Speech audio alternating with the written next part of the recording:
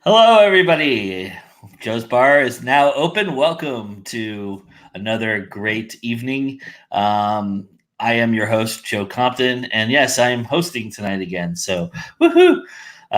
Hopefully, you stick around. I know I'm not as exciting as everybody who's joining us, but you know what? You just gotta have to deal with it. Sometimes the bartender needs to be on screen. Welcome to our show. I know there's a few of you out there, so thank you so much for joining us and being a part of it. We really appreciate it.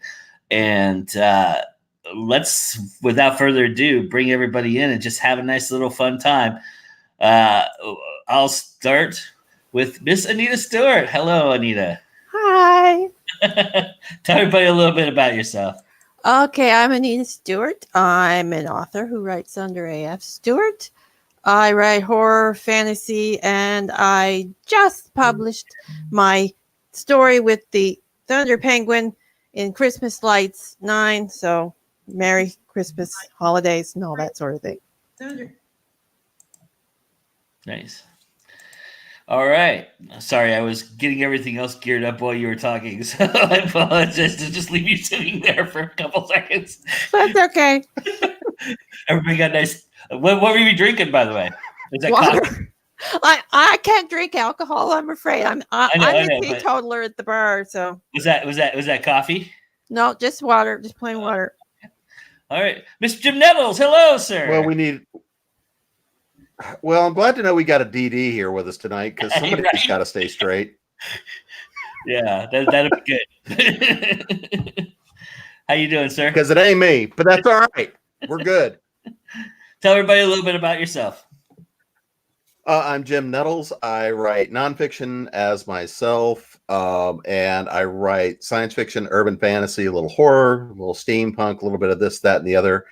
Is James P. McDonald, and a couple other things pop in and out of there as well. My newest book and release for the holidays was a nice little creepy story called The Krampus Claws. That fun little read that just came out. I'm also founder and president for Author Essentials, author education, author services, sort of fun stuff. And I run my mouth on just about anything, whether I know what I'm talking about or not. Nice. Then you and I got the caffeine and scotch going. And I got the caffeine and the scotch, so we're good to go. Very awesome. All right. And the one and only Sarah Berman's here. Woo, Sarah Berman. Love it. Tell everybody a little bit about yourself. My name is Sarah Berman. I am the author goddess. I have the Runespill series. This month I actually put out 3 short stories. 2 of them are out as of today, and the third one will be out by the end of the month. So all of my shorts are 99 cents, just to say that. I'm also one of the founding members of the brandy new Our Own Worlds website and organization, which is a networking opportunity for specifically the support of female, gender non-binary, trans, and other non-male science fiction fantasy writers to help us get a leg up on the guys, because you guys get all the glory. Nice. That's awesome. Wow, that's... You see, here you were joking off air how nobody who does work and who's busy, and you just sneak up on us with this. I mean, I talked to you literally like 3 weeks ago. You didn't have this resume, so you've been working hard the last couple of weeks. All right. We won't ruin your reputation. We won't do that to you tonight. All right, and welcome to Miss Kimberly Jones. Hello, Kimberly. Hi. Tell everybody a little bit about yourself. Okay, I am actually a small country girl. I'm from St. George, South Carolina. As my son keeps coming through the door, I am a military spouse located in El Paso, Texas. I am with the wonderful publishing company of Reddit Skew. Love them to death. and I have my first publishing book that's coming out, Our Friendship Matters, February 2020, with many more follow behind it.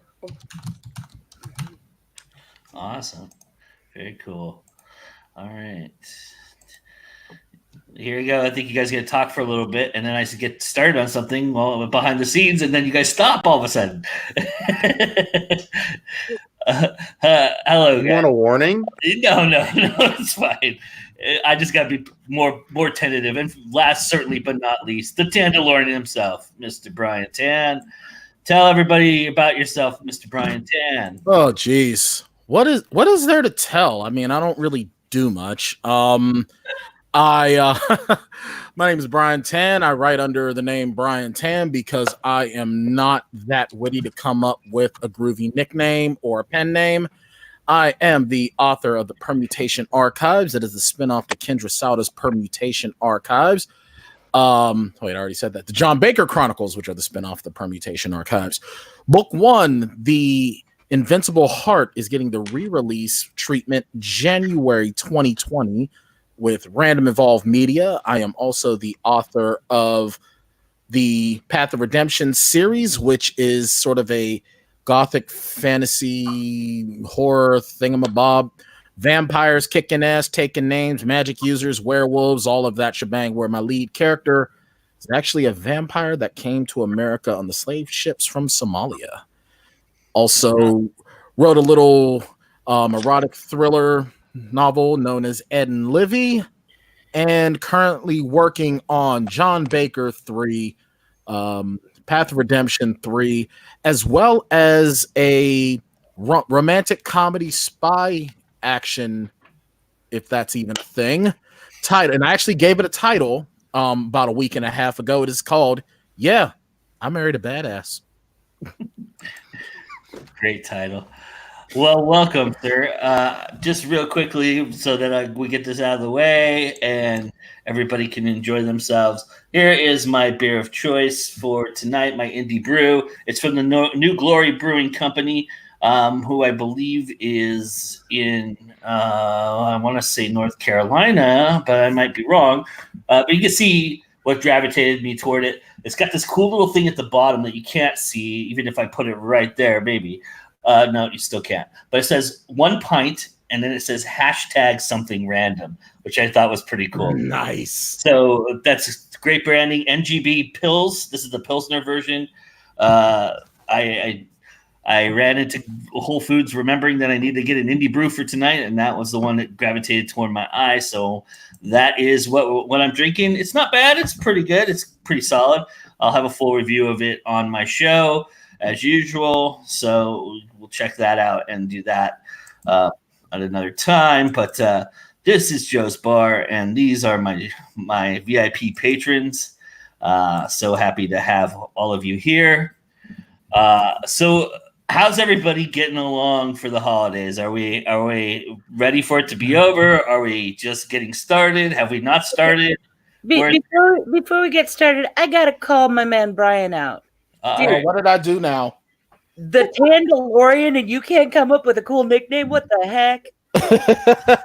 You know what, though? To be fair, I cannot take the credit for this. You want to know who gets the credit for this nickname? Our bartender, Joe Compton, actually. Nice. Yeah. Well, here's the thing. I had started to think about calling myself the Tandalorian, but I was like, I don't know. That might be a little too much. And then when we were doing, we had Joe on our Plotaholics live Star Wars special, and Joe goes, "What? You can't be the Tandalorian? You're just going to be Kylo Tan?" And it's like, you know what? I guess that means now I have the Joe Compton seal of approval, so now I can be the Tandalorian. Don't pull out your Baby Yoda. Don't worry. I'll save that for after the show and DM. Whoa! He's come close, Jim. If you've never seen him before, he's come close. Yeah, when I drank 2 bottles of wine. Through a baby nipple. Yeah, through a baby bottle nipple. So yeah, I came very close to showing off Baby Yoda. May the force be with you. Nothing else to correct you. I was going to do it, but Oh, actually, wait. No, that was a Shane Wilson. I'm sorry. I gave Joe credit that he didn't deserve. That was a Shane Wilson special. Whoops. You know what? I'm still on my workout high. What's funny, that part of the reason I have to call myself out. The reason why Joe's Bar was late tonight was actually because of me. Because I was finishing up a workout, so I still have my workout endorphins going. So I am kind of drunk. We were only a couple minutes late, so no big deal. I'm not too worried about it. People can wait. You aren't worried about it. Are you joining us, sir? I heard the drill sergeant. I heard them. I heard the Marine in you. I heard it. I heard it through the grapevine. I won't tell you the lengths in which I went to try and find you, but that's fine. No, yeah, I heard you were looking for saving. I heard you were trying to save Private Tan. Jim Nettles is like, I'm done. Jim Nettles is like, this is why I haven't been on a I panel. gotta go get another drink. I'll be back. It'll be all right. He's like, this is why I don't go on shows with this guy. Wait. Is Private Tan, aka Tan's Privates, the same as Baby Yoda? 'Cause now I'm visualizing something little and green. Hey, you know what? No, Tan's Privates is going to be the follow-up to the erotic thriller Mr. and Mrs. Smith of debut. Yeah, well, it's not my fault I've got the Peter tingle. Wow, you Wait, went we're not there. even- You went so hard with that. Well, this show's already got off the rails. See, this is why I shouldn't be allowed to go anywhere. Is this show about anything? Nah, this is Joe's Bar, Nope. the Seinfeld edition. I was told I did not have to behave. Yes, we were all told did not have to behave. I just And take so that far, and none run of you with it. have. So congratulations on that. I I just don't take think they knew what they were getting into. I just take it and run with it. I am the instigator. Wow, thanks. You know what, Josie, thank you. I didn't realize you were going to be that generous. I know that there's a lot going on in the holiday season, though. But so back to my original question: Have we? This shit needs to be over. This shit needs to, I'm over. There's it. a I'm over holiday it, done. season? What are you talking The about? holiday season or this show? The holiday season. I could do this show every single day. Holiday Right. season needs to be over. He kind of does. I kind I of was do. gonna say he doesn't. He just doesn't do it live. I'm a media whore, man. What can I say?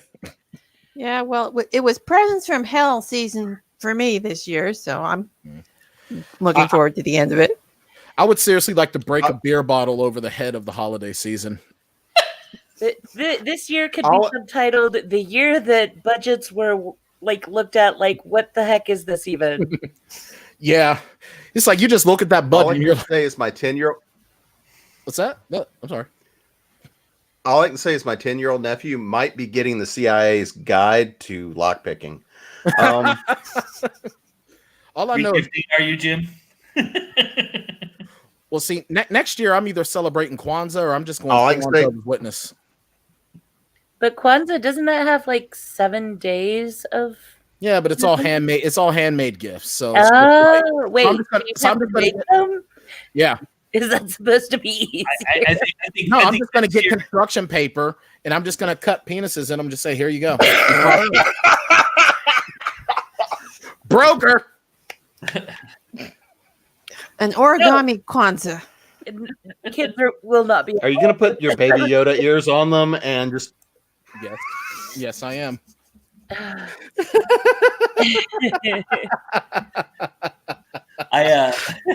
Jeez.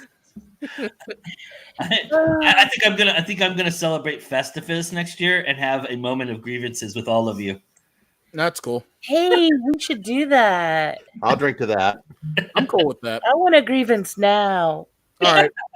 What did I do? I have grievance against the flies that keep landing on me.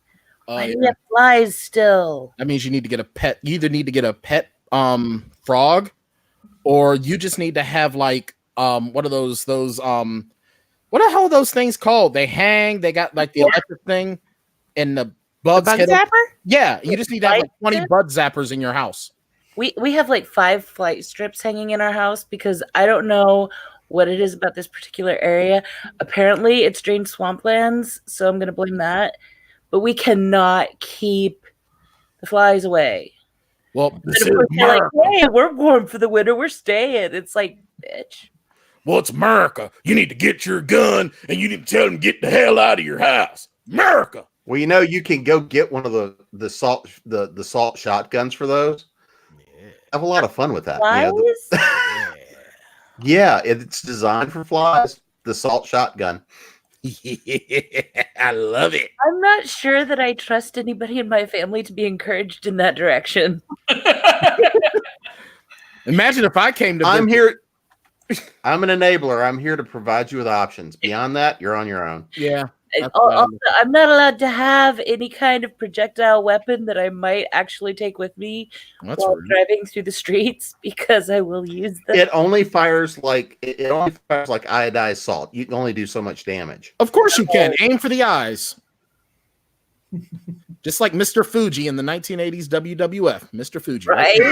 Boop, eye poke. Exactly. Oh, Be the Three Stooges.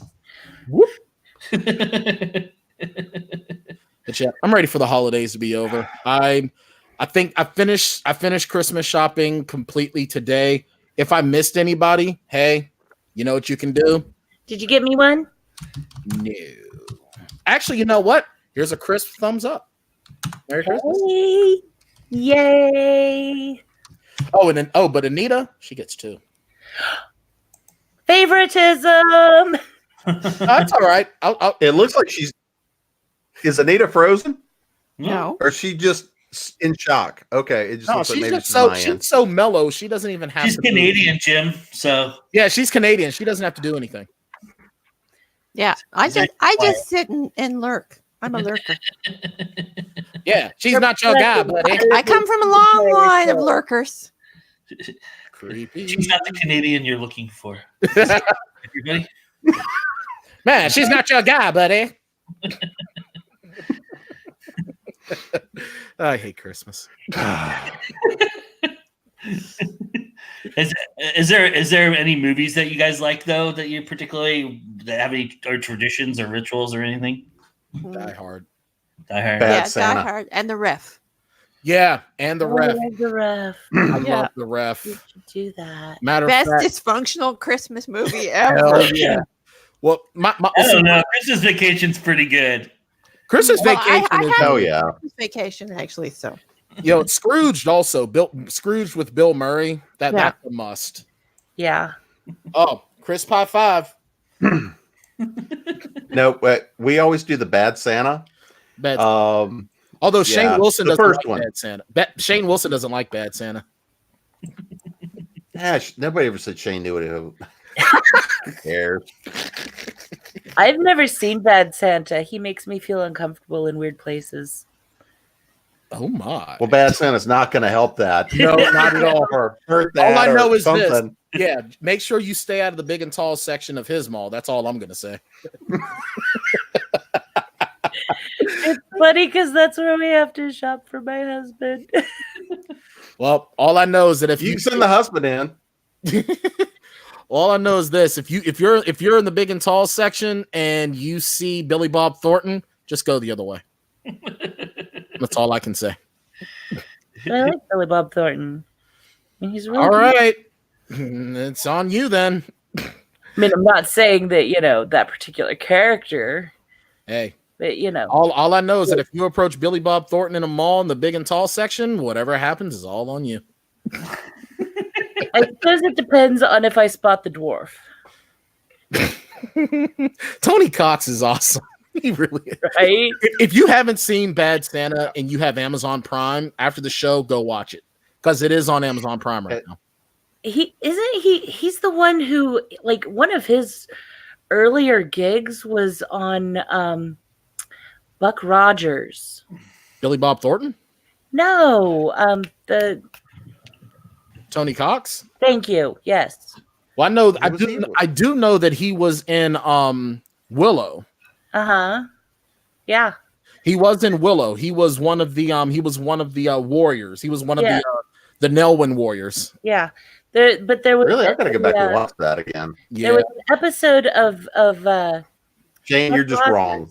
that kind of was like a spoof on Snow White and the Seven Dwarfs, and okay. Oh my god, it is so funny because he was the only dwarf of color, and the rest of them are all generals, and he was the private, and he was the only one with two brain cells to rub together. It was So- hilarious. Well, you know what's awesome though is that whoa, I cannot believe I just saw what I saw. Wow. He was what's funny is he's also Mr. Parker in Friday. And he's Mr. You goddamn devil. To answer Mike's question, it's not a sequel; it's an actual TV show that Disney. I was gonna say I thought it was. Yeah, it's gonna be a Disney Plus TV show. Wait, Disney Plus? Yeah, Disney How Plus. are they ever gonna do justice to Mad Mardigan? Well, apparently they're gonna try to bring everyone back. That means that Val Kilmer is gonna have to start doing DDP yoga, right? just like Vince Neil is gonna have to do before he goes on tour. Well, he had to lose 40 pounds in order for them to actually put them back on tour. That was part of the rider that the promoter had for Motley Crue. Well, Vince Neil went from 160 pounds in like 1985 to like my size in like no time. He had like kidney failure or something though. Well, I'm an asshole. Yeah, but you know, Jim Nettle give up cocaine and heroin, and then you just go to. Now wait a minute, you're trying to get to pro class.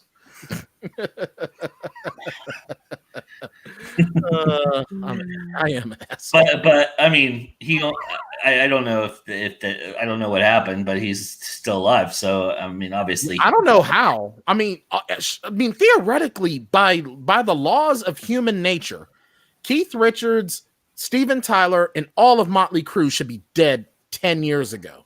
Oh my How God. are they still alive? They exchanged their souls for good music. Yeah, Well, that's just what I was going to say. They're like vampires. They have no soul. They're immortal. Keith Richards does blood transfusion. Soul to the devil.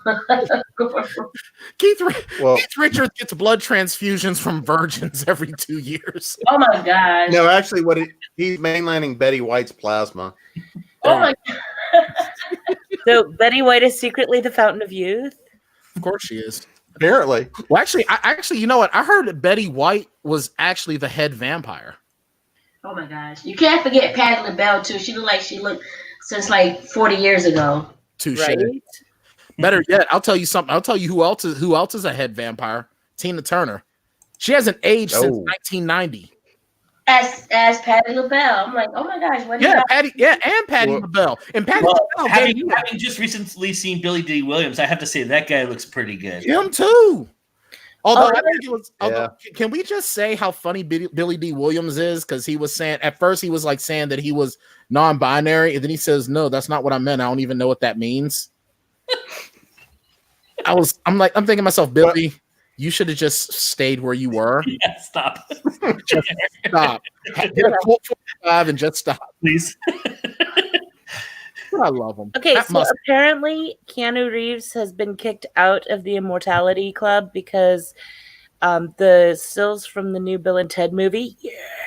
Yeah. He looks like Alan Rickman as Snape, and I'm not saying that's a bad thing, but it's definitely a different look. Well, it's just because he shaved his beard. The beard. But Patrick Stewart's been. Mike says that Patrick Stewart hasn't aged, but Patrick Stewart has been 60 his whole life. So he has. I heard that Patrick Stewart was born 65. Benjamin Button. But I'll tell you one thing. He's Benjamin Button before he becomes Button. He's just Ben. He's Benjamin Zipper. Yeah. Just... Oh my God! He said he's Benjamin Zipper. Could be worse. It could be Benjamin Snap. Oh. I will say, you got guys like that who don't age a lot, and then all of a sudden they just get old. Like, and then the wall hits hard. Oh my God! What's the guy who used to? Yeah, I'm only 25. What's the guy, Jim? You'll know. What's the guy who hosted Bandstand? Forever. American Bandstand, Dick Clark. American Bandstand was Dick Clark. Yeah. That guy was the ageless wonder, and then all of a sudden he just got old really fast. I want to know someone else who actually looks better as he's gotten older is Alex Trebek. Hmm. Alex Trebek is a handsome dude. I think Alec is the key because Alec Baldwin looks pretty good for his age too. Alec Baldwin sold his soul to the devil. He's not a nice guy. I mean, we forget. The thing is, the last 4 years he's been making fun of Donald Trump, so we've forgiven Alec Baldwin for being an asshole. That is 100%. No, he's still an asshole. Yeah, because I mean, dude, this guy went on a voicemail, flips out on his daughter, and calls her a fat pig and blah blah blah. He's a dick, but he makes fun. But he makes fun of freaking Donald Trump, so it's okay.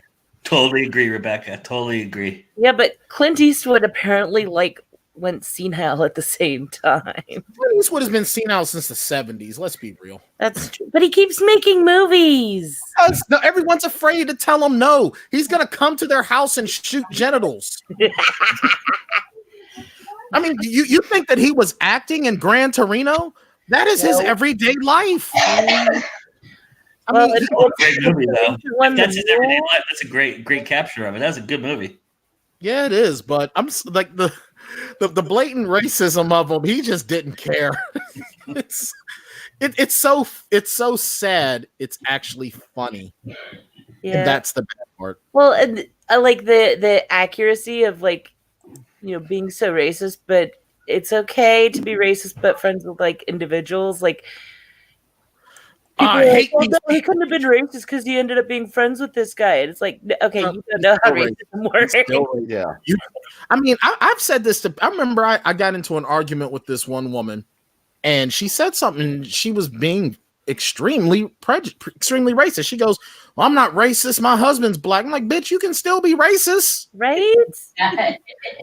You can still be racist as hell. Just because you share a bed with a person of color, don't mean that you are not a bigot."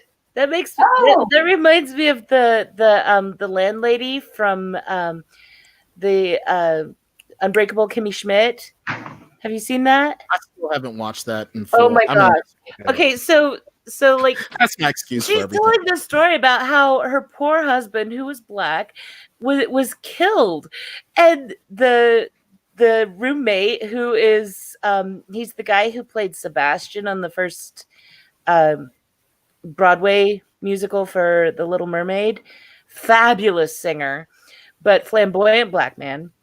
Oh my God. Okay. And he's like, "Bitch, you killed him. You shot him in the head." She's like, "There was a black man walking around my house in the middle of the night. What you expected it to?" Oh. I'm like, "Oh my God, I know so many people who are like that." Oh my gosh! So speaking of that, my book comes out February 2020. Outlook Matters. It's about Black Lives Matter movement. So go ahead and pick that up. That might help a lot of them out. Seriously, let's just be clear. If you're walking around in my house in the middle of the night and I don't know who the hell you are, you're going to have a bad evening. All I know is that And you have the right to. You have the right to. They shouldn't even leave your house. exactly. I don't care who you are. If you're walking around in the middle of the night in my house and we ain't having sex, you dead. Oh my God. Whoa, hello. Well, wait. Let me rephrase. Yeah, If you're walking around in the middle of the night Hey, in my Brad, house, stop. Just stop. yeah. I just Unless you're walking around in my house in the middle of the night wearing pleather and a I just walk out completely naked and go, "What are you doing?" And if they survive, that's on them. Yeah. If someone in my house in the middle of the night is going to meet a very crazy woman with a sword. So I've got a bow staff, so and I like to I've got a bow staff. I almost launched into another tirade and it just wasn't going to be good. So yeah, just don't come into the crazy black guy's house in the middle of the night. You'll be fine. But if you belong there, then you should get life. I think that's for anybody, not just the crazy black guy. Because if someone is walking around in your house, you're gonna be scared as hell. So you don't know what's going to happen. Whatever you find next to you, if you have a knife, they might be dead or whatever. So. Well, there's some people that'll be like, "Hey, how's it going? You want to?" Isn't that how they do it in Canada, Anita? Say, "Hey, how's it going there, guy?" In your house? no, we hit them with hockey sticks in Canada. Oh, well, I thought Canada was more friendly than that. Oh no. I don't have That- That's Stick the just outside a the lie place. we perpetrate to lure you in. to Rebecca's point down here. I don't have a problem with it. I mean, I was just gonna roll up right up behind him and spoon him. That's all I was gonna do. Oh, well, that's a, well. As long as you're wearing the hat, you're safe. If you're Who's in my house? Oh, spooning wait, him, no, I see the hat. if you're spooning him, you're not walking around his house, Well, no, because if he's spooning me, he's not really walking. right? So, and the hat just makes me feel warm and cozy. Like I just pictured Joe come, it's like the whole thing of, and Joe walks up behind you and rolls a natural 1. He strokes you and you feel uncomfortable. I'm just picturing Joe in Family Guy animation, just rolling up into someone's house, like just completely naked except for his hat. Just hi. I don't do anything little, Katie. Nothing. I don't do anything little. Dude, do not stick your tongue out at me unless you're going to use it. Things. Nope. Shut up, Brian. Shut up, Brian. Shut up, Brian. Shut up. That's exactly what you thought. I almost said something really, really wrong. I almost took things in the worst direction possible. So that's going to go in your erotica label? Probably. Don't stick your tongue out unless you're going to use it. Things that my mom told me in high school. Whoa! No! Incest jokes here on Joe's Bar. Oh. Why not? You got to keep it in the family. Why not? Let's go out with a bang. Yeah. She's cute. I hope her brother ain't got dibs or her son. Oh, Look, after the night you took off your shirt and declared war on everybody, I wasn't removed from YouTube then. I don't think anything we do now is going to get me removed. So That's a good point, Ryan. That's a good Oh, point, challenge accepted. All right. So, Ryan. All right. Let's get Joe kicks off YouTube. I'm pretty sure Full Frontal get you banned. Just yeah, now it does because you have I'll to. be right back. I got to go kilt up. You got to declare kid friendliness now. They have the kid friendly moniker on there. So Oh, wait. That's not supposed to be there. Yikes. Oh, Yeah, come on. Share. Oh, wait. Hang on. There we go. The fur, the white fur. So, Now that I'm a did you silverback. guys hear about how karma kicked me in the face this month? So Sharon and I were watching an episode of Blackish, and it's the episode where Rainbow discovers that she has a gray hair in Australia. And I'm laughing at her. It's like, you've got gray hair down there. oh my Next- god. Next morning, I wake up and I find 2 gray chest hairs, and I'm like, well, got me. Oh, amateur. 2. yeah, I had those when I was in high school. Shit. Well, see, I shaved my head because when I bleached my hair started falling out. Never let blondes bleach your hair, by the way. And my hair started falling out, so I've been shaving my head since I was like 21. And but then now, whenever my hair starts coming in, it's like, oh my god, I look like Reed Richards. Shave. My beard is like almost complete. I almost look like a chocolate Santa Claus. Sarah, if that's full of booze, we're all in trouble. No. That's Get your water. That is my daily hydration. And by the way, you look wonderful, so it must be something good because I can tell by your eyes. Yeah, it's glowing right You're now. such a radiant glow.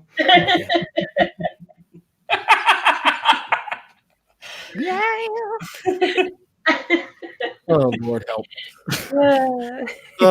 Yes, you're right. Yeah. Where the hell were you in high school, Dick? I was an asshole then too.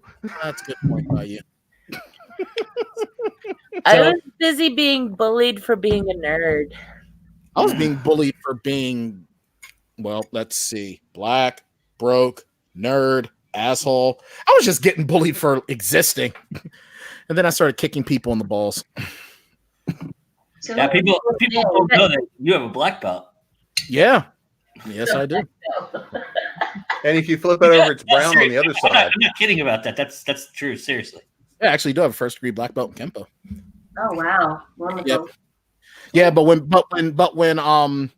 when retail people are mean to me in stores and my anxiety is going, I'd like get upset and like leave. I'm just like, I don't like you guys anymore, and then I just leave.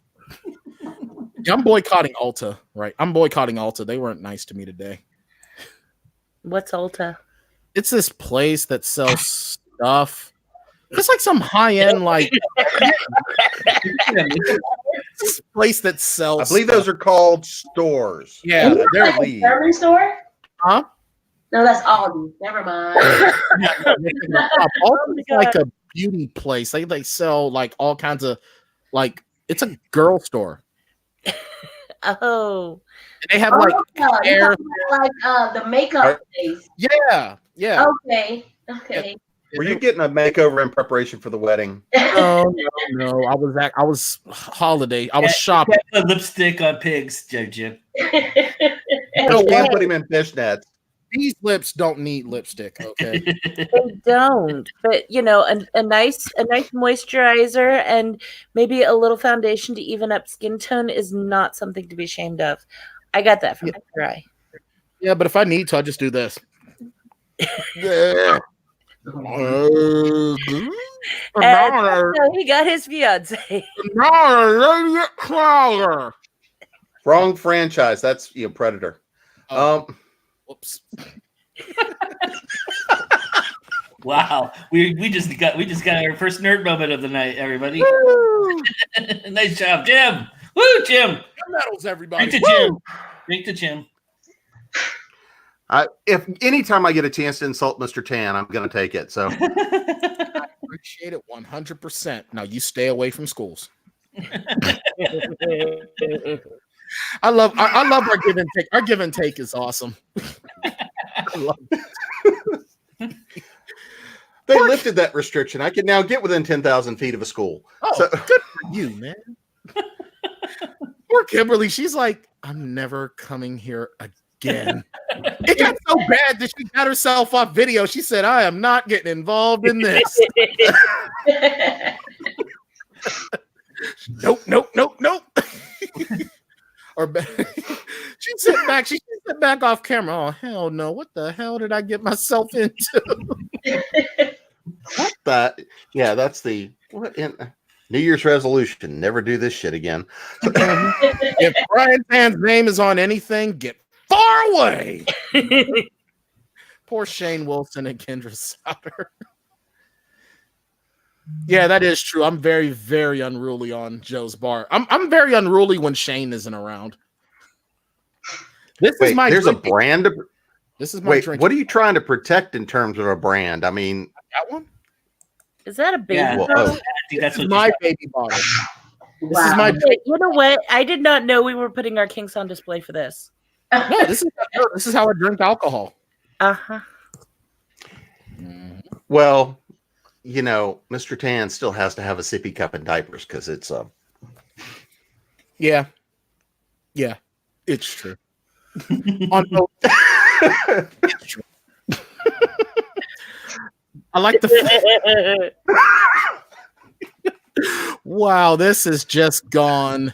Who brought in the backhoe to start digging the hole? LZ, really had why enough. would you think that I would have a douche bottle?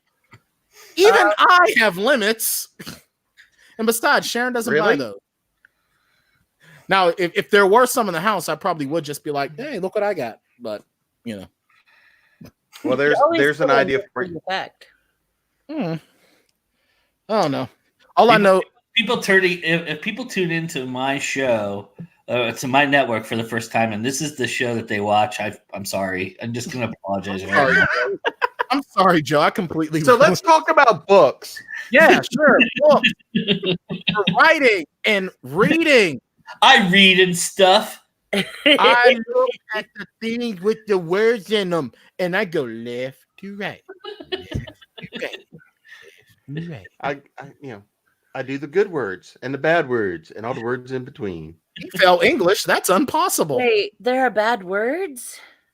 Fuck, really? I mean, I am The nuns told me a number of the ones I used were really naughty. and this will be the last time They that I'm. misbehave. How did words become naughty? Do you have to spank them? Yeah.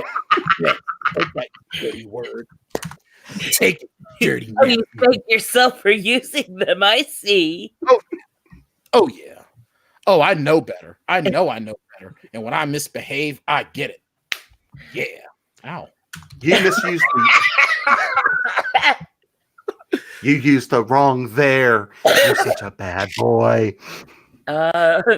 It's here, not here. You Hey, fool. you know what? I'm not gonna say that editing is not like self-flagellation, though. I'm not making jokes about people's kinks or anything, but I am the David Carradine of writing. Yeah. I'm Hanging sorry. from the closet to get the editing done, huh? I'm sorry. Yeah, every so often. I'm sorry, Joe. All right, man. I'm so It's sorry. not good editing until you bring out the St. Andrew's cross. Not a problem, brother. Not a problem. I love you, brother. I love you too, even though I'm And so to bring this full circle,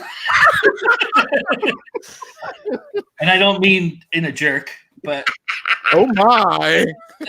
there you go. Oh, that Mike has so serious. Hey, wait, a question? God, hear this question. Good. I'm so horrible. You were actually, you know what's funny? No, hang on just a second, Brian. You know what's funny is Mike, we were having a nice serious discussion before everybody came on. Me and Anita actually were having a nice discussion about this very topic. So it's kind of funny that you brought that up. Tell everybody what you were doing today, Anita, if you don't mind, if that's okay with you. Yeah, I was listening to Brian Cohen's latest webinar on getting reviews and doing your launch and stuff, because I scour the internet and find free webinars. So if you want free marketing stuff, Brian Cohen has free webinars. Nick Stevenson has free webinars. They're both great. So that's my tip of the day.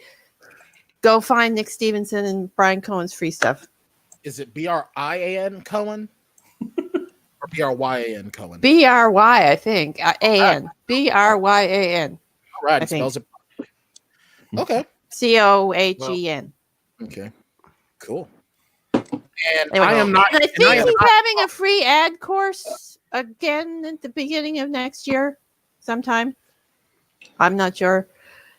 I found a lot of the times using social media is good, but you have to know what your hashtags are. You have to know how to use your hashtag, especially on Instagram and on Twitter.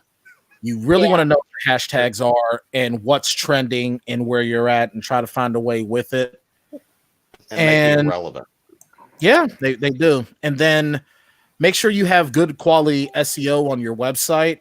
Although it's going to take anywhere between 4 and 8 months for that SEO to really do you any good.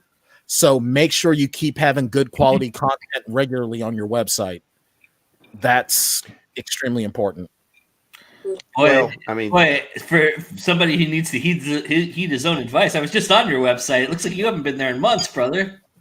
I didn't say do what I do. I said do what I say. Well, I just burned my website to the ground and redid it. So yeah, but I do need to get back. I do need to get back with my website. Your website's really good. No, I have to say, Brian's website's really good.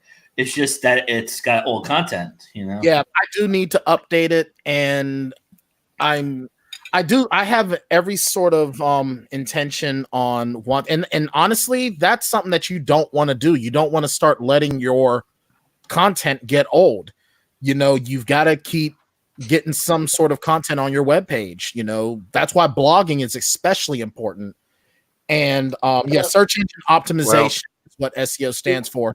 If you want to learn how to do content stuff, I mean, you can I use Digital Marketer. I go to them and do a lot of their stuff. They can be kind of pricey, but you know, Ryan Dice knows what he's talking about when it comes to marketing. Well, and the only thing I'll disagree a little bit is on this is that blogging is really not anywhere near as effective as it was even 12 or 18 months ago. one of the things that got into not long ago was talking about what is the effectiveness of a website. And right now we're doing an author series, or doing a series on why, as an author, do I need a website now? Why can't I just live and die by social media? And the short answer there is the reason you want to have a website is because that's the real estate you own. And while blogging is still good, it's still helpful. It gives people a place to come to make contact with you. Having your website is much more about a place that you can centralize everything you've got. It's where you can, have people sign up for your newsletter, get them into your ecosystem, and have them decide if they're people that want to stay in touch with you, want to follow your work, want to follow what you're doing. But websites and blogging, unless you really build that following, and it is a long tail game, websites are nowhere near as effective as they used to be. And when you start talking about search engine optimization, nowadays it's more about SEA and search engine advertising, and how you get people there at a low enough cost, because SEO isn't going to do it anymore. Can I offer one thing to everybody out there, especially authors who want to be seen on other platforms? This drives me crazy, and I am going to air some grievances here on our Festivus. Oh, here we go. One of the grievances I truly have, in terms of, as somebody who wants to promote you and put you out there, and you're on my show and you've never been on my show before, I don't ask you for the links. I go and get all your links, because asking you for the links, I'll be waiting all day for those. So I go and get them myself. And when I do that, I go to your website first, and I would say 60 to 40%, 60 to 40, the percentage wise, is how many people do not have their social media listed on their website versus who does. I think it's super, super important that you have right there at the top, or right on the side, however you want to do it. They have all the things where you can put your posts down the side, especially in WordPress. They do that a lot, where they have your Twitter feed down the side and everything like that. Your RSS feed and whatever you want to put there. But it's so, so vital and important. Go put your stuff on the website, just for my peace of mind, so I don't have to run you down and try to find you. If I search for you on Google, 9 times out of 10 I'll find you. But if I don't find you and you're wondering why a link didn't get posted, it's because I couldn't find it. And I'm not going to spend all day trying to find it, but I will do my best to get as many links of yours out there as I can. But, if you don't have it on your website, it really, really makes things difficult. That's 100%. Well, the only thing I'd add to that, and this is a physician heal thyself moment because I'm gutting all of it, is have a media kit. Have a headshot, have a bio, have your social links, have all that crap in one place that's easy to get to for shows, for conventions, for all that sort of stuff. Just stick it there and make life easier for yourself, because that way you're not trying to remember. Yeah, think about this as like a job application in some respects. If you're asking people to be at their shows to sell your books, they're not going to spend as much time as I spend looking for you. If they go to your web, the only thing they ask for nowadays, although I will say, like, some places ask for your Twitter handle and your Facebook page, but some of them will just ask for your website. And if they don't find you, if they just find you on your website and they don't find you, if they won't go looking for your Facebook, they won't go looking for your Twitter, they won't go for your Instagram, and you're going to sit there and wonder, why did I get rejected from this book conference? Why did I not get into a panel?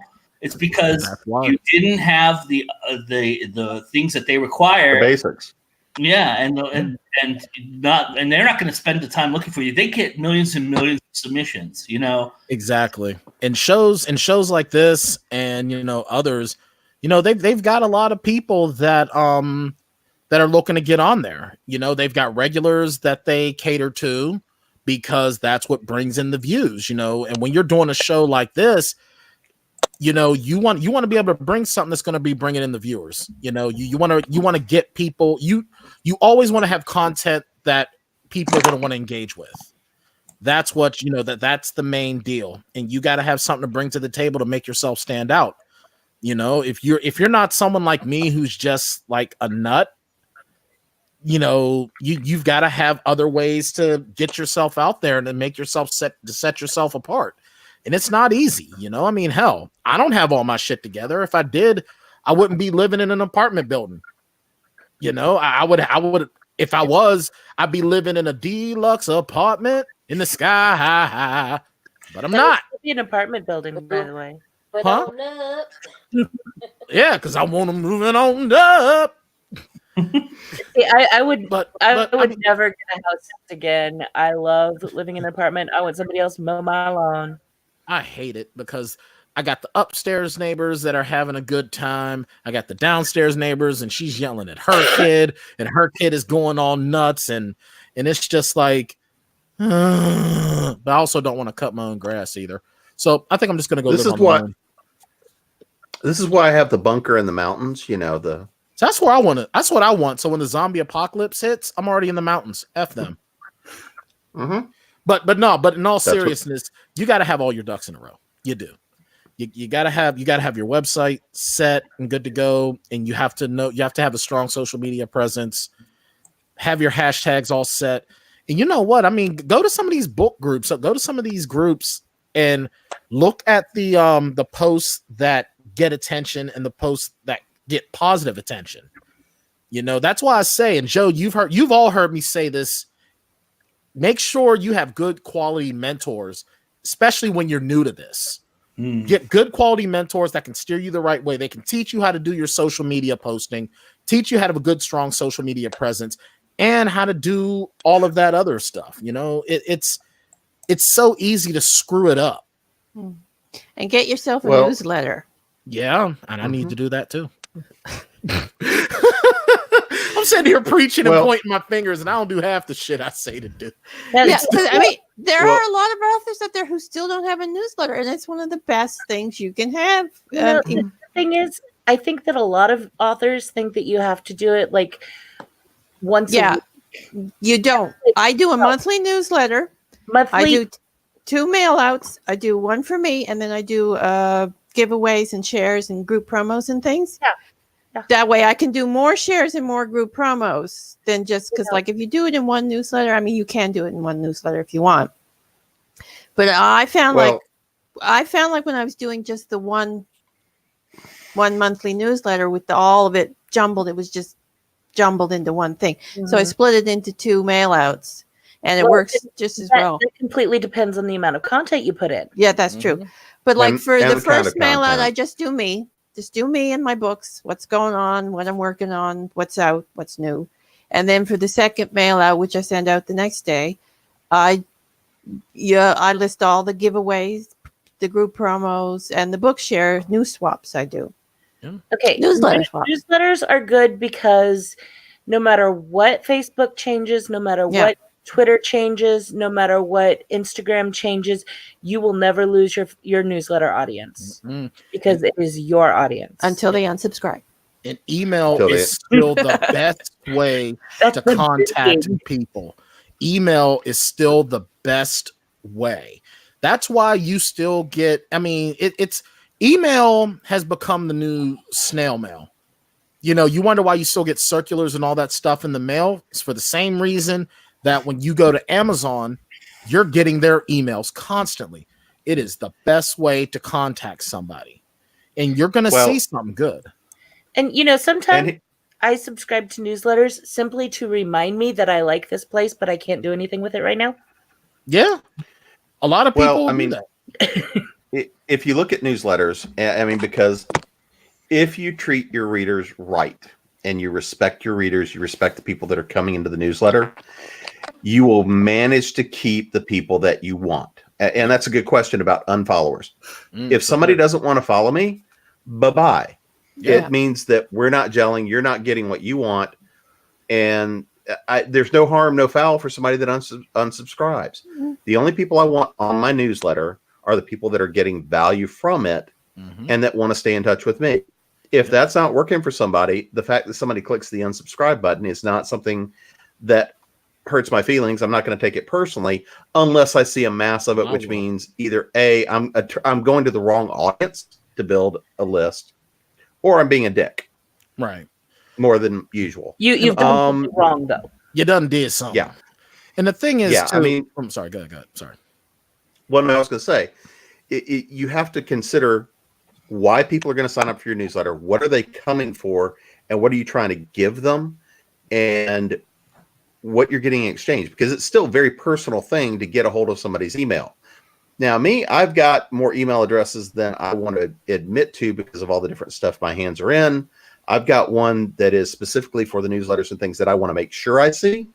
And then I've got one that is for the, I'm curious and I'll do an evaluation. But if they make the cut, then they'll make the other list that I actually read.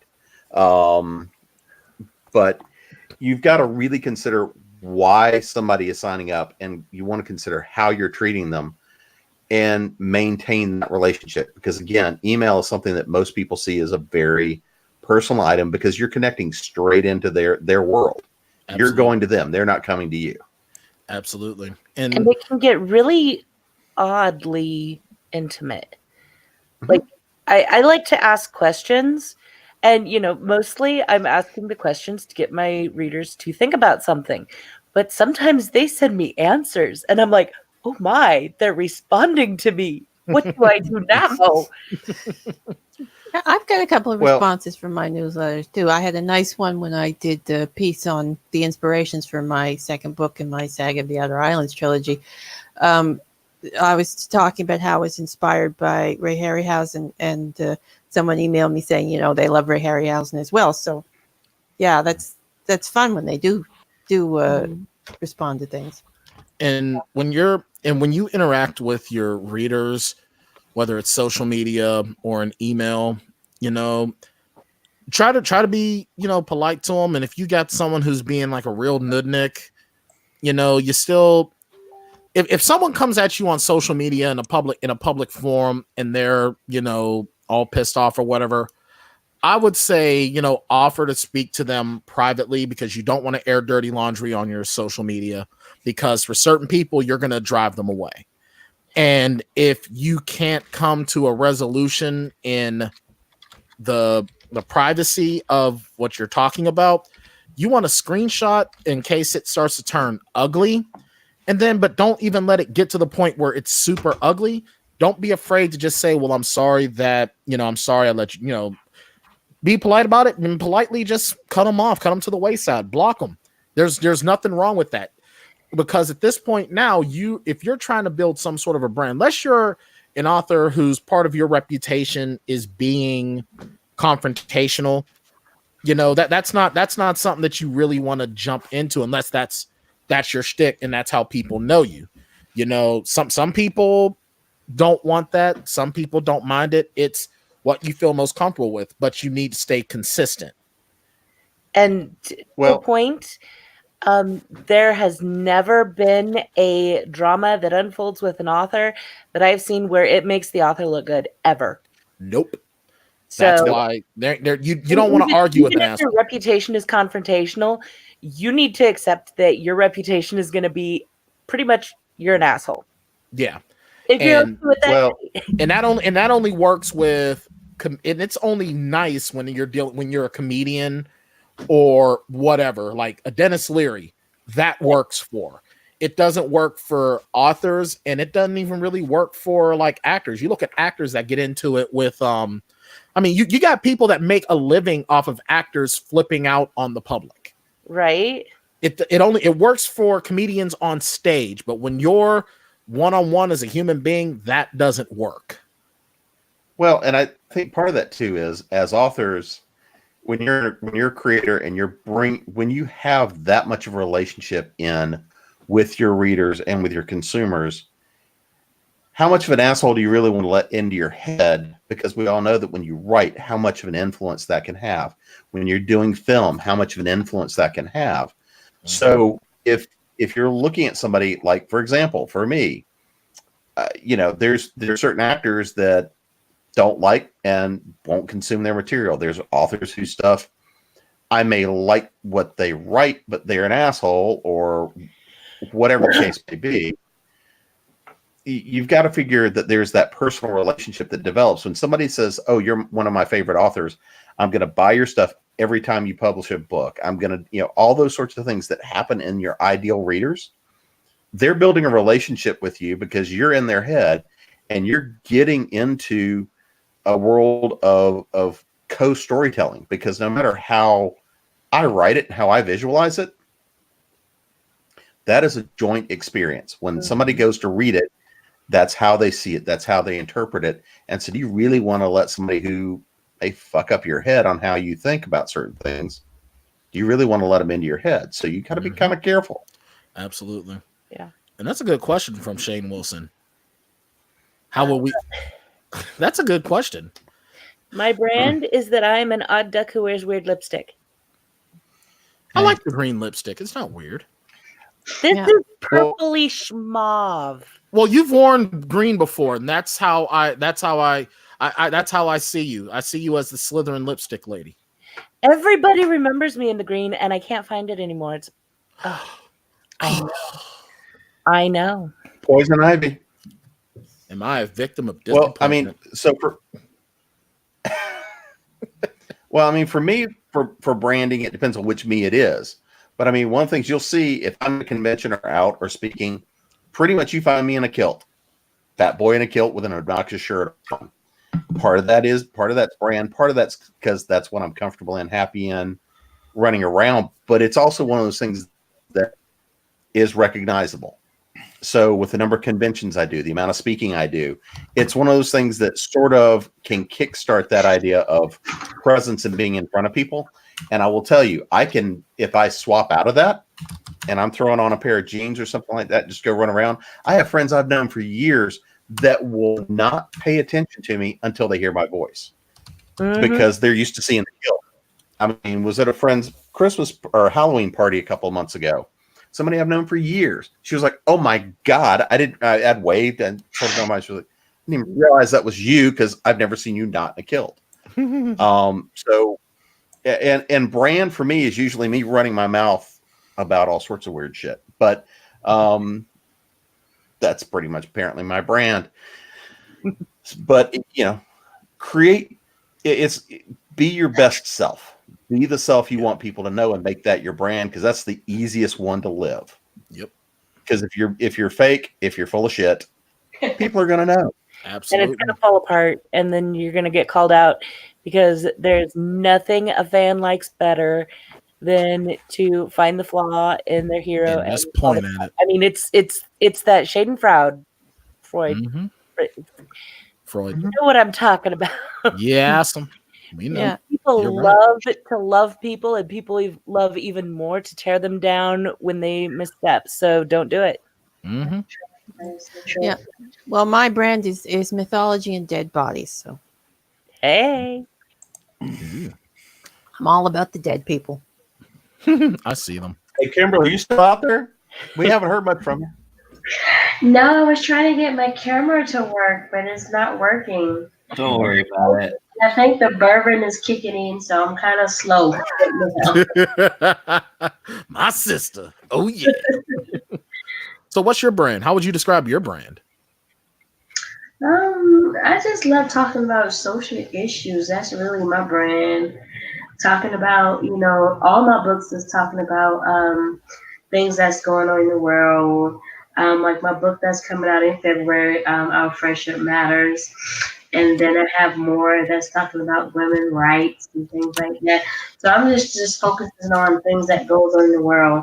If something happens tomorrow, I'll write about it the next day. Nice.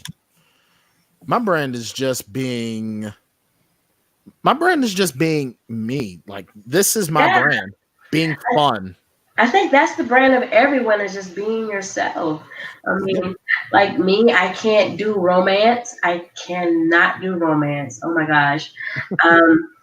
If just like I said, it's just about issues in the world. If I see something I don't like, then you damn right I'm going to write about it. So that's just me. Yep. And this is who I am. I mean, yeah, this is me sort of turned up. Everyone who knows me, like everyone with the exception of Kimberly, they've all spoken to me, off air, and I'm sure everyone will agree. This is just me amped up. This is what I do. I like to talk. I like to have fun. I'll say outlandish stuff, but I like to entertain and inform. Yeah. And I love going into the imagination and seeing if I can make you see what I see. Yeah. It's like if I have to live in this thing as crazy as it is in here, come on, let me go in there and share it with you. You can at least get out of it. With you. You can at least get out. Me, I'm stuck here. Like the Bryce Creed books. Though Bryce Creed, and for those that don't know, Bryce Creed was a character that was a reoccurring nightmare in sort of like a psychosis episode for a lot of years. And that was before I realized that I was a writer, and he was a character that just wanted his voice heard. It's crazy. Is that what you're calling possession these days? Yep. And that's what I'm sticking with. And that's what I'm sticking with, because I swear, any of y'all come at me with some holy water and I get burned, I'm throwing lightning bolts. That's all I'm gonna say. Yay! How are you gonna do a wedding in a church? JD said Unholy them banana hammock. anything that's really worked. Reviews. I don't really have a lot of reviews. Not many people I'm pretty sure more people have read my books than I think. My books have had reviews. I would definitely say that's true. Okay, I'm not even gonna lie. I actually created a template in Gmail, found every single review site that I could find, pulled a couple of spreadsheets that people had put together and shared, and literally went through every single one that I thought would even possibly look at my books, and emailed this essentially a form request for an email query. I read each one for, what they were looking for, et cetera, et cetera. So I was able to modify it to their specifications. I followed the specifications because that is a good way to get your email just junked. Mm-hmm. Yeah. And it took 2 years to hit 60 reviews, but I did it. And all of them were completely unpaid. I didn't have to do any paid Never pay for a review. Never pay for reviews. Never. No. If you've got to pay for it, it ain't worth it. And that's like that with Vanity Press too. If a publisher tells you that you need to pay something up front, walk away. Yeah. Oh, and the funny thing is, I did another, I popped a couple of emails out earlier this year, and in September I got a response to it. Nice. So sometimes they take a while to respond, and you have to be just as happy to hear back from them 9 months later as you would be 9 days later. So It's a hustle on. It's part of the hustle. I paid for reviews though myself, but the thing is, like, when you pay for a review, you just waiting for what they're gonna say.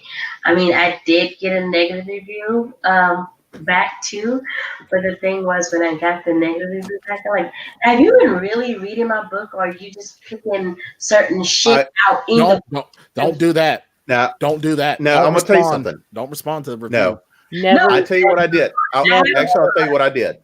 When I got my first one star, No, I'm not. When I got- I'm going to take the selective criticism and whatever they say, but really, in my brain, I'm like, have you really been reading the book, or you just been picking specific shit out of the book to just talk about? So I can tell you haven't been reading the whole book because you stop at one quote to just focus on that one piece. And you're always going to have at least one review that it's like, yeah, you didn't even, are you even talking about my book? Did you put this on the right page? Are you sure? well, Mm-hmm. here's what I want to say. Number one, if you see nothing but 4 and 5 star reviews, people aren't going to believe them anyway. Yep. Yeah. I mean, there's a lot of stuff now with the psychology. People know that a lot of the reviews and stuff are absolutely gamed. And Rebecca, you really don't want me singing, but we can try. But people don't believe reviews as much as they used to. But if you don't see a balance of reviews, because not everybody's going to like your shit. Mm-hmm. I mean, I wrote when I got my first 1-star review years ago, I wrote a blog post and thanked them, because the entirety of the 1-star review was, I don't get it. And I wrote this whole nice long thing about, thank you, you're not my reader. Yeah, but I mean, it went, everything I had was 4s and 5s. I had a ton of reviews out there. Yeah. I'll save the rant about Amazon changing algorithms and blowing most of them away. And they're gonna keep doing that every few years too. Mm-hmm. So I mean, I don't chase reviews as much as I used to. With the new business book for authors, I'm gradually chasing reviews from folks. I'm like, what do you want to see? Because we're working on the next book in the series. But reviews are good and useful if they're good and useful. Yeah, But, I got you some know- great reviews off Story Origin for my audiobook, though. So Nice. their new review system is actually pretty good. I got a couple of reviews off for the ebook too. Not as many as I would have liked, but there's still a chance that people will review it. Yeah. But yeah, I got, because I had like a 1-star review on my audiobook and on the American site and nothing else. And now I have some nice mix of reviews over there. So it's helped to push the audiobook. Well, see, my books aren't even up anymore as of yet. Like I said, everything is getting the re-release treatment. So I'm very curious because my new publisher has a lot of ideas. We've had a couple of marketing meetings since I signed, and making sure we're on the same page. And that's something else too. If you got a publisher, you want to keep regular correspondence, at least once a month with certain things. Send a Facebook message at least relatively once a week, unless you're buddies with your publisher. But make sure to compartmentalize business with friendship. And unless like with Kendra Souter, our relationship is like we're like family. So business sort of bleeds into it, but it never gets in the way of things. So you want to make sure that you can have a good enough relationship with your publisher that you can talk and shoot the shit. But when it's time to get to business, you get down to business. At least have a regular monthly correspondence for marketing and things of that nature. And make sure you're on the same page. Make sure you're on the same page as well, because, content gets you, if you have good quality content, that's going to get you, readers / customers. And if you keep having decent enough content, you can keep getting it out there, it's going to grow. And when you have good quality marketing, you can start growing yourself as well. So it's all a symbiotic thing. It's all one big sort of ecosystem. And the other thing I'll add to that is be patient. Yeah, because it ain't gonna happen unless you pour a lot of capital at it. Mm-hmm. Or Stephanie Meyer. Well, and even with those books we all love to hate, whether you're talking about Twilight, whether you're talking about 50 Shades and all this, those are books that sold a shit ton, partially because they advertised and marketed them well, and partially because they hit the right market at the right time. Absolutely. I mean, they hit a certain undercurrent need, and it was more about the story than it was the writing or anything else like that. I'm not gonna bemoan the fact that somebody sold a shit ton of books. I might heckle some of the bad writing in them, might do dramatic readings of them sitting in the bar at a convention, but I'm not going to heckle the fact that they were successful in the business side of it. Oh, I will, because if it wasn't for Twilight, I probably could have gotten Bryce Creed out there a little bit sooner. Because Sparkle, we know. No, he doesn't. My vampires don't sparkle, damn it. No, and you know vampires that do I'm going not to react sparkle. that way, and you do it anyway. Damn it. And I fall for it every time. Like I wrote, I forget which story it's in. They got in there and it's like, vampires don't sparkle. He goes, they do if you roll them in phosphorus before you throw them in the sunlight. That's a damn good point, man. That is a good point. But no, I'm sorry. Go ahead. Sorry. Oh, I was just gonna take it and run. So I'm grabbing the ball from you and running away. That's right, quarterback in. In regards to like the quid pro quo reviews, there's two different kinds. There's the concept of essentially doing a review group with a bunch of other authors. In general, those do not require you buying a book, or if it does, it's a very minimal cost. And you get as many reviews as you give. It is not formalized at all, and they have a system in place to make sure that people are doing honest reviews. That is kind of it depends on the group, though. Yeah. You know, like if you trust the group, then go for it. If you don't, back away slowly. But I'm a big fan of finding a network of authors and doing a pay it forward system. If I'm getting reviews, then I need to be leaving reviews. I mean, that's just the way it is. The system is about things moving, and if the buck stops with me, then I'm not moving it forward. I become a 1%er of reviews of some kind. Well, yeah, and that's the thing. And the other thing sorry, go ahead. The other thing I was going to add to that is the algorithms know when they start to see, oh, this is this same group of people post and post and post and post. That gets you flagged in the algorithms as well. I mean, it's So you want to be careful of it, and you don't want to do it often. And you want to make sure, and honestly, you definitely want to make sure that you're getting verified purchased reviews in some instances. That's the one way that sort of keeps you out of trouble. Yeah. And also keep in mind too, man, we're indies, we're all in the same struggle, we're all in the same hustle, and it's always good to help each other out, you know. If you can butt up with an author and you guys are cool, you know, give their 99-cent ebook a purchase and read it and leave it a review.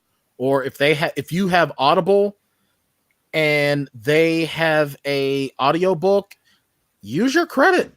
You know, you use your credit, listen to it, and leave them a review. You know, because for every indie author that you help out, that's someone that's going to be willing to help you out. It's what we just talked about a little bit ago about a reputation. If you got a reputation that you're willing to help out your fellow indie brothers and sisters, they're going to be ready to come out for you as well. And that's going to protect you in the long run with sales, with reviews. And if Lord forbid something negative goes on, you've got enough people that are going to have your back, because we indies, man, if you're good with us, we'll ride and die with you. As long as you have that positive reputation, we'll ride and die for each other. Yeah, I review the books I read. I'm way behind in my reading list, but As am I. Aren't we all? I am so behind. I mean, Andy Peliquin's books alone are going to take until next year to finish reading. But yeah, I'm going to have to make more reading time because I've got like 200 books or something. Yeah, I literally bought one author's she had a trilogy series of books, and I took a liking to the concept of it because it was kind of something that was in my wheelhouse. And it took me until now, like 2 days ago, to finish this book. And I downloaded these books like last year, and I just finished one. So I have to leave that review. Blacker. I am, because I just, you know what? I've had a lot going on in the last year planning this shindig. And I'm just throw a party to get it over with. Yeah, life has got to stop interrupting our reading time, doesn't it? Reading and writing time. Yes. I mean, my God. It's just too much of an interference in our writing and reading. Seriously. Pesky life. Day jobs, family members, spouses, loved ones. Car repairs. Yeah. It's all bullshit. You know what? It's very inconvenient. Buy more of our books so we can read more. Yeah. Yes. Exactly. Awesome. But it's all. But I'll tell you one thing right now, man. As difficult as it can be, this is a business that once it gets in your blood, it's never going away. I can't imagine doing anything else. Well, it's like the thing I posted up the other day. What's the most profitable writing you can do? The ransom note. It's a good point by you. Fact. Just for the record, I'm not worth shit, so don't kidnap me. My mom told me when I was 6, and I asked her, "Mommy, what would happen if someone kidnapped me?" She goes, "When it came time to feed you, they just give you right back." No, actually, they paid the for my kidnapper parents to take me questions back. on how he went and organized the thing so I could write about it. I would seriously do the passive resistance. I would just be like, "Yeah, good luck moving. Yeah, Good I mean, luck how moving long did you over. plan the kidnapping? What like- what did you buy for preparation? You know, I need the details here. How many strands is in this rope? People Yeah. are always like, "What would happen Like, if what you kind of got knot did you kidnapped in use? a dark parking lot?" And I'm like, "Bitch, I can go dead weight in 5 seconds flat. You just watch them drag my ass across the aisle." Mhm. You ain't dragging my big ass nowhere. Well, Not- well, not- I might poke them in the eye with my car key first, but Well, see, I look at it like this: if someone really tried to kidnap me, I'll go dead weight. Unless you got an orca transport, you ain't moving my big ass. Mhm. Shit. yeah, if someone attacks you, always go for the eyes with a sharp pointy thing. And then as a Canadian, you apologize. Yeah. No, then I stabbed him in Sorry the there, other eye buddy. with the sharp pointy thing. I'm sorry I stabbed you there, buddy, but you did try to kidnap me. It's all right there, guy. I never even understand the purpose of kidnapping because wouldn't you put up a fight? Would you be like, okay, you can just go ahead and kidnap me. I'll just let you kidnap me. Well, the What? idea is that people threaten to kill you if you don't go with them, and I'm like, honey, I am tired. I'm gonna kill you if you don't get in the car. You promise? I still Yeah, remember. mine would be, take me. I got a lot of pent up aggression. Let's go. Well, see, I remember when I was a corrections officer, and just to set it up for you, it was a 2-tier day room. So, and it was 16 cells top to bottom that could fit wow. 2 people. So you're looking at 64 people, right? Jeez. And one of the inmate goes, so it's just one of you in here, 2 at the most. What if we all decide to gang up on you?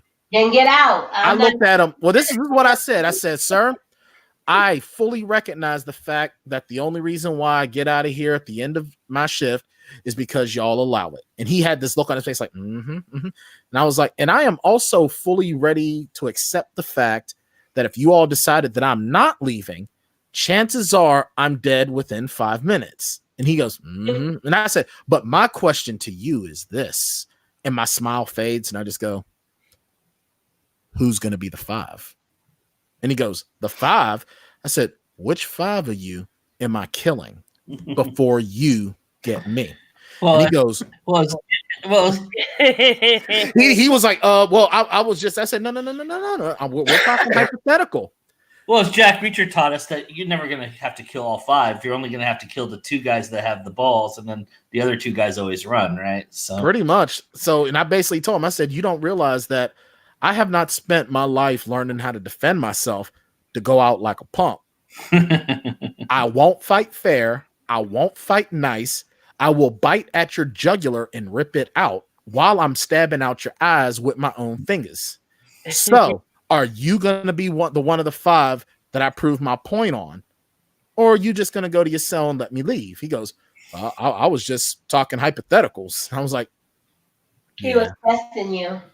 He was, because he thought I was going to get scared or get whatever. It's like, look, I ain't afraid. I've seen enough in this life that if I don't wake up tomorrow, I'm all well and good. But that don't mean that I ain't gonna put up a fight if I really feel like it. If someone's gonna kidnap me, it's just like, oh, this is new. well, I will say, if you guys want an interesting and new way of watching kidnapping, go see the movie Parasite. It'll change your mind about kidnapping. Oh, you should also watch Groupers. I used to be. And all I got to say, Rebecca, if you're trying to bribe us in, don't go with chocolate for me, but rum cake would probably work about now. Yeah. I can be had with most cake, so It reminds me of the episode of Buffy the Vampire Slayer that featured Xander. I love that episode. Right? When That's he's such a like, great episode. he's like facing down the bully and everything, and the guy's like, "Well, are you willing to die?" And Xander's just like, "I like the quiet." Yeah, Like, that was that a is great me episode. right there. I just That was such you mean a the great head episode. fine. I like the quiet. I need That was such a well done episode. right. I'll tell you one thing, man. Buffy the Vampire Slayer, that was some great storytelling for its time. That was My amazing. husband never watched it, so I'm going through the entire series with him. We Mhm. just went past Hush. Oh, And he was like, "Oh my gosh, I Oh. understand why they got." that is the nominated for an best Emmy." episode. Yeah, it's just freaking brilliant. Well, see, Sharon doesn't do like horror and creepy stuff. So we barely, I think we got halfway through season 1 and she was just kind of like freaked out a little bit, but I'm going to try to get her back into it because, and I'm glad that whenever we go to my mother's for dinner and I'm watching Supernatural, she's starting to watch it and get a little bit more comfortable with it, because if I can get her comfortable with Supernatural, I can get her comfortable with Buffy. Yeah. And then you introduce her to Firefly and then Serenity and Angel. Hey, Firefly. I forgot about Angel and Charmed, right? And Oh, definitely Charmed. Which one, the old one or the new one? The old one. The new one. New one is blasphemy. Yeah, it really is. It really is. If I they- agree. Since we're talking Firefly, I have Cthulhu and a Jane hat. So Nice. Oh, speaking of Firefly, hang on a minute. I'll show you my new picture. Uh-oh. If I can get it here. But I'll tell you right now, though, freaking There. yeah, that's true. Jonesy is right. Ooh, ooh, let me get that. ooh, that purdy. Yeah. That's purdy. Got it off of Redbubble, in case anybody's Nice. interested. I love how Jonesy says Sharon does you. That's creepy stuff. I'm like, yeah, you're right. You're absolutely right. speaking of not allowed within 1,000 Yeah. feet of a school, but You know that? Did you guys know? Did you know, Anita, that somebody I don't remember. I don't think it was Disney. Somebody approached Joss recently about renewing it or rebooting it. They said, "Why? I made the perfect 5 episodes or the perfect 7 episodes in the perfect movie. Why would I want to ruin that?" I can't disagree with that. Neither Yeah. can I.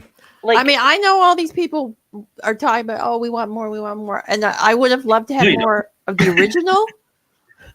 But- the only part that I was really disappointed in was they didn't really do it any follow through with Preacher. Well, in the movie, they cover Preacher pretty well. With dirt. Oh, Spoiler alert! you know what show I didn't get enough of was Kindred the Embraced. Kindred the Embraced. Yeah. I wanted more. That was so long ago. It really was. shit, that's 30 years ago at this point, isn't it? 1996, 25 at least. 1995, 96. Yeah. Yeah, that's back in the day. I tell you, man. Kindred, Wow. I remember watching that right after I got into Vampire the Masquerade. you know what? Yep. I watched it because I got into Vampire the Masquerade after it was over because I didn't get it, and I started LARPing and role playing after I had my issues, and then I started watching Kindred the Embrace, and it's like that was my first time where it's like, all right, the show or movie isn't as good as the source material, but you just got to enjoy it. And that was the only time I liked the Ventrue. Only time. Because Julian Luna, man, that brother was smooth as hell. I think the show that got a bad rap is Voltron. I love that show. The original or the new one? The original. Okay, What? good. Yeah. I was about to say. I like Voltron. I loved Voltron as a kid. I loved Voltron. Mhm. And then the ghetto version of the GoBot. Well, Oh, yeah. the GoBots was the ghetto Transformers. That's true. Yeah. Thank you. I still remember in Lethal Weapon. This is Alfred. Alfred, hi. I bet you like GoBots. Like, whoa, Sergeant Murtaugh. Movie reference. Yeah, but I'll tell you something right now. Another show, a more recent show, is actually the Lethal Weapon television show, because I think Clayne Crawford did a great job as Riggs. He did a lot better than Yeah. I thought he would. But Damon Wayans, man, that ego of his couldn't get it out of the way. Back to that. Don't be a dick. Yeah, and Damon Wayans was a dick, and Clayne Crawford handled that with as much class as he possibly could until he couldn't anymore. And when he put all that dirty laundry out there, it's like, wow, Damon. So what did they do? They replaced him with a bigger star, which had to just eat at Damon Wayans' craw, right? Yeah, because I mean, Sean William Scott. Yeah, when he got on the show, he's far past Stifler and Doug he's a Black. bigger star for sure. But Yeah. he's still known as Stifler, and by others as Doug Glatt. You just invoked Rebecca for about 40 bad jokes here. What's the Stifler reference, right? Yeah, I know. I see her struggling not to take the bait. I'm gonna draw a pentagram on my wall, and I'm gonna put 40 wiener jokes in there. And I'm pretty sure if I say her name 3 times in the mirror, she's just gonna appear. She's not Beetlejuice. Yeah, or Bloody Mary. Hi, what does it take for your summoning circle? 40 dick jokes and a bottle of scotch. That is totally legit. And a stack of books. Oh yeah, don't forget the books. Yeah. What's Kimber? How are we gonna get Kimberly into the summoning circle? I'm up here. No, I'm serious. If we were gonna summon you in a summoning circle, how would we summon you? Oh, I don't know. It's hard work. Well, I think that everyone knows how to summon me. So, I, Brian, there's the show. Here I am. I'm not gonna sell my soul for the devil. Yeah. No. You just need chocolate to get me. That's all. Yeah, chocolate, my and that's arm. it. Just Here's my any arm. kind of chocolate. Just here's the chocolate. Come, Here you are. Oh, you mean like not the human? eating kind. Well, Oh, gotcha. Well, technically, this is eating kind if you're a zombie. I thought zombies ate brains, not arms. Well, if they were eating brains, then I I'm don't safe. know. And brains are technically not colored chocolate. That's true. They look like strawberries. Oh my god. But Mr. Tan, I feel sure we can put you on the slow cooker. It'll be fine. I hope you got an industrial grade one that could hold a buffalo. No. Yeah. that's why the gods invented. Funny you Trevor. mentioned that. Oh my god! Next time on Joe's Bar, Jim Nettles cooks Brian 10. Better put an orange in my Yeah. mouth. 'cause Not I don't just want roasting. The 101 cannibalism primer. Jim, you're a zombie. I'm not a zombie. When in Rome. Wow. Way to end Joe's Bar. Yeah. I got in a cannibalism joke. Woo! So I think we actually got the taboo bingo. We got taboo bingo on this episode. And whoever won, I don't want to know. Shane Wilson. We all win when we play Taboo Bingo. It So true. Shane Wilson's looking at his taboo bingo card like, I won. Bingo. All right, so next time, Joe, everybody gets a taboo bingo card. I'm in. Let's do it. You know what? It was not an average baiter, all right? It was master level. All right. Well, he still has hand. Well, we went an extra half hour for this year-end review and year-end show. I really appreciate everybody coming and joining me. And as you can see, scrolling across the bottom there, we have one more live show to do this year. It's our 10-minute drill all-star game. It's going to be a lot of fun. Eight great competitors going to take it on, and it's going to be a little bit more unique than what you've experienced with the 10-minute drill in the past, but I definitely think you guys should go check that out. If you don't mind coming and joining us, it would be awesome. And anyway, this has been a great addition to Joe's Bar. I couldn't have asked for a better crew to close it out and a better audience. You guys have been awesome. Thank you so much for enduring 45 minutes and then getting serious and then getting silly again. I really love it. That's what Joe's Bar is all about. We're just here to have a little bit of fun and enjoy ourselves. So with that being said, I'm going to let everybody tell you where to find them, and then we will close the doors on 2019. And so I'm going to start with Kimberly. Kimberly, tell everybody where they can find you. You can find me on my website. I have a website, www.kimberlybjones.com. I'm also on Twitter, Kimberly B. Jones. And I'm on Instagram, author Kimberly B. Jones, as well as Facebook as author Kimberly B. Jones. And my name is not spelled as the regular Kimberly, Kimberley B. Jones. Nice. Thank you very much for being here. I really appreciate it. All right. Nita, tell everybody where they can find you. Well, my website is afstewart.ca. I'm over on Instagram at afstewartauthor. I have a Facebook page, AF Stewart, and I have a Facebook group, AF Stewart's Minions, and I have a Twitter account at Scribe77. Nice. All right, Mr. Nettles. You can the easiest thing to do is go to jamespnettles.com. That'll get you to the Jim McDonald site for the fiction side of things. Or you can also come over to authoressentials.net if you want to get into the business side, if you're authors, creative types, all that kind of fun stuff. I'm on Facebook. We've got the Author Essentials group. There's James P. Nettles group that I don't pay a lot of love to. I'm on Twitter occasionally. I occasionally get motivated to jump into that shit show and get back out. Instagram, Creating Pros will have the new Creating Pros show. We're going to have the group and all that running for that too. So, and that'll be popping up on TikTok too, just because why not create more work for myself? I love how you mentioned all the things you don't want to be on. That's awesome. All right, Sarah. Okay, my name is Sarah Berman. You can find me at authorgoddess.com. And yes, all my social media is on my website. So yay me!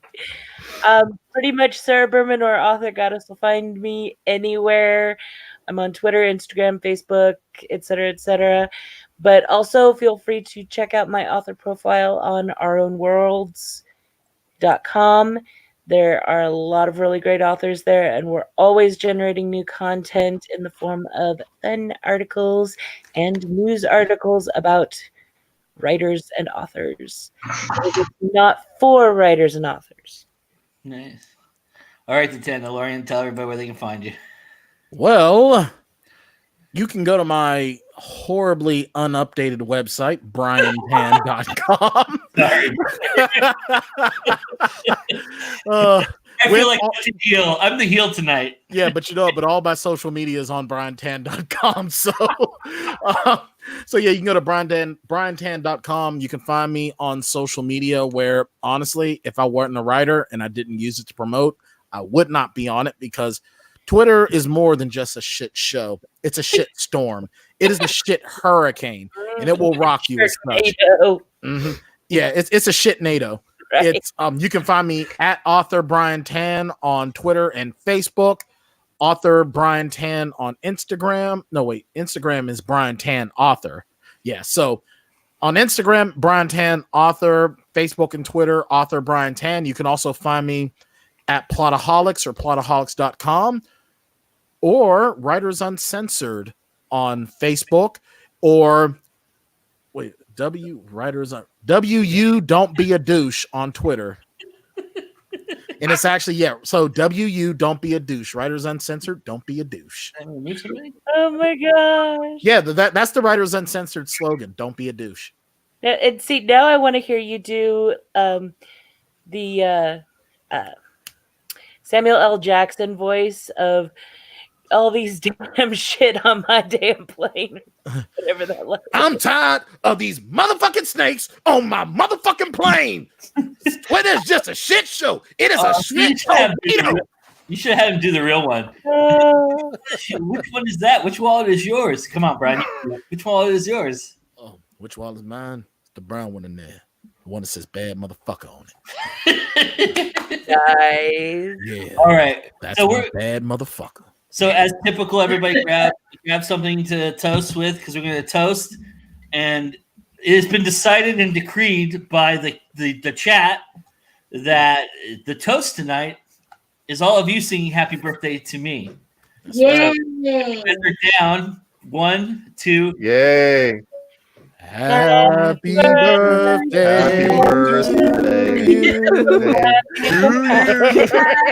Happy birthday to you. Happy birthday, dear Joe. Happy birthday A lot of people to you. Happy birthday! Wow. birthday to you. Cheers, everybody. Thank you so much. And many more, Joe. Thank you. Thank you for 2019, everybody. It's been a great year here.